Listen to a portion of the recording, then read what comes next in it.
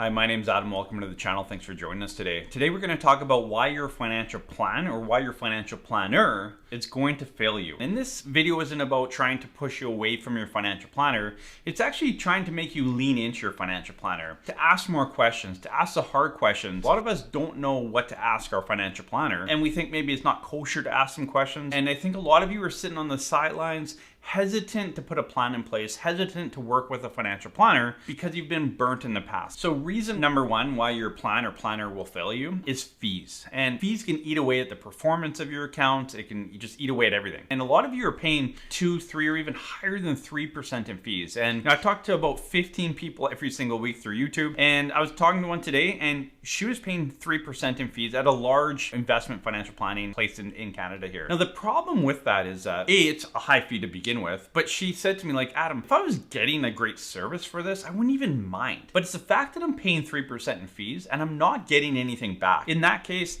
it's time to cut ties and look at different options, whether you kind of do the DIY stuff, look for a different financial planner. There's different options out there. So if you don't know what you're paying on your investments to the person that is managing your investments, that's the first hard question you need to ask. The second reason why we see plans fall apart, and more on the plan than the planner, and that is product pushing. So if your financial planner is at a large financial institution that has internal products, and I'll just say a bank, all the banks are the same. They all have, whether you walk into RBC or TD or CIBC or Scotia, it doesn't matter where you go, they all have bank products, right? RBC has RBC mutual funds. And the likelihood that if you have your RRSP or TFSA or any investment account at RBC, you're going to own an RBC mutual fund. Is, that RBC mutual fund the best thing for you? And I'm not picking on RBC or TD here.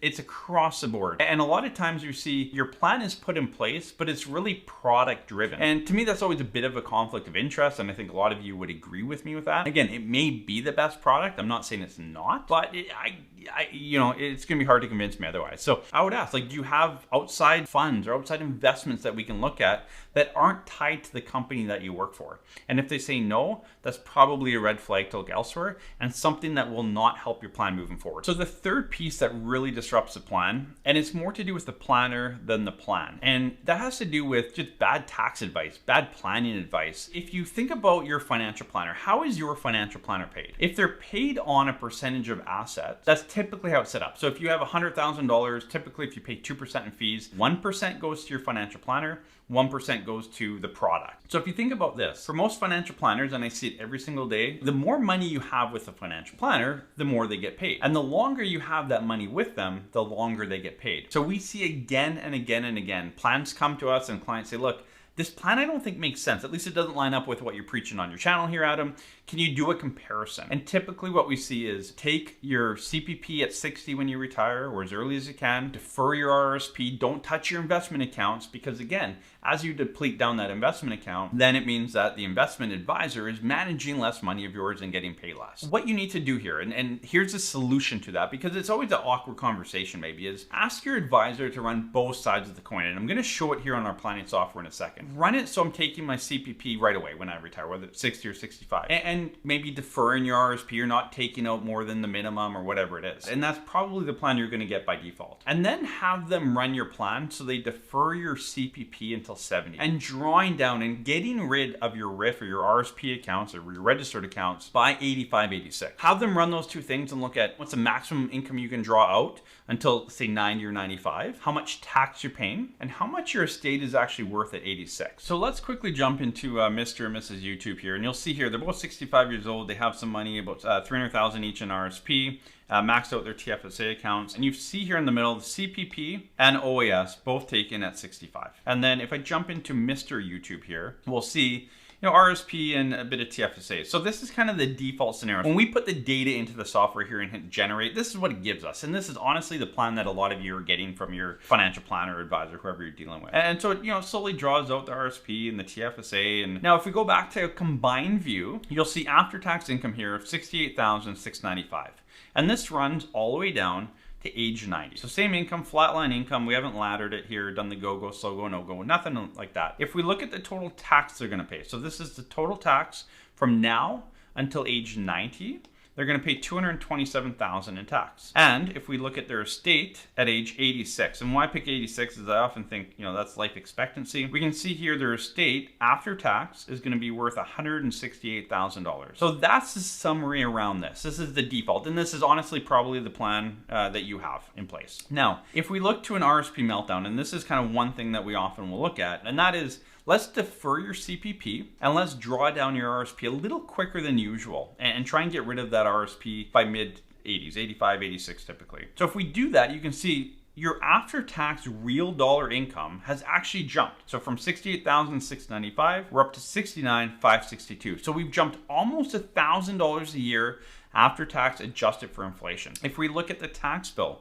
if I click on here, we've gone from $227,000 in tax to $191,000. So we've increased income, we've decreased your tax bill. Now, what about our estate? We'll see here, your estate went from $168,000, we're now at $183,000. So there you have it. And I think this is really important to look at is, average tax rate, marginal tax rate, total tax paid through retirement and estate. And you can see here, we've melted down the RRSP. So by 84, if you look on the right here, by 84, this couple has no tax on their estate. So they're gonna have probate, but no tax. So when we look at a financial plan, often you're getting something where it's take CPP right away, take the minimum amount out of your RIF, or convert your RIF at 71 and don't touch it till then. And we're missing out on income.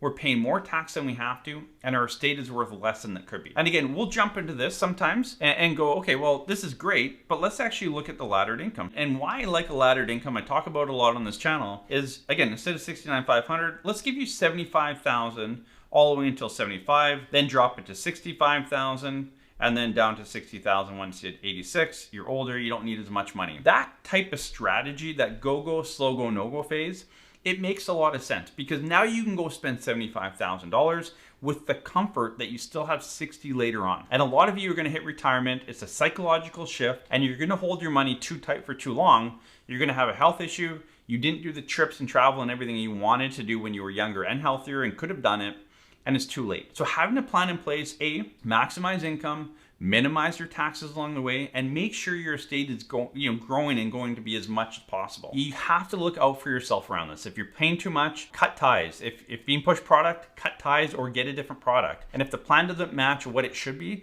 get a new plan in place or hire someone to put a plan in place. So hopefully it helps you out. Hopefully it does push you to make change in your life. And we really do appreciate it. Again, about a week ago, we hit 50,000 subscribers. I think we're about 54 now, something like that. So thank you so much. I really do appreciate all the views I get, and we look forward to having many more videos out there. And again, if you have ideas for content or questions, list them below. We will try and get to as many of them as we can. Again, if you're not subscribed already, hit subscribe, thumbs up button, and we'll see you in the next video.